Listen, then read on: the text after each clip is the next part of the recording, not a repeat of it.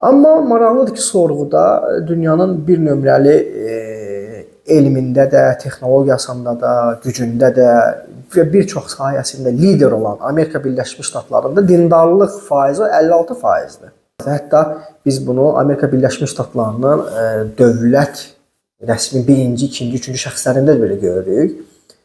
Bu yaxınlarda yəqin ki, hamınız gördünüz.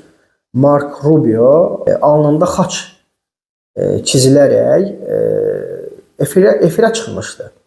Yəni nə qədər bu insanın dindar olduğunu göstərir ki, yəni hətta kilsədən çıxıb dini ayinləri yerinə yetirir və gedib media orqanına müsahibə verməyə, hətta bir 5 dəqiqə vaxt tapıb o xaçı alnından silməyib.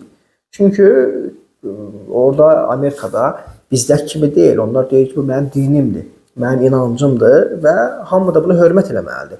Yəni dinindən, inancından utanmır və açıq şəkildə nümayəşkarcasına bunu göstərir və göstərməkdən də çəkinmir.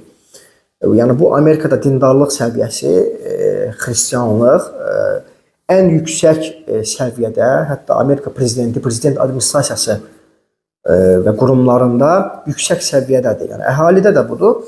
Deməli, Amerika Birləşmiş Ştatlarında 56% dindarlıq səviyyəsidir. Reytingdə 39-cu yeri tutub.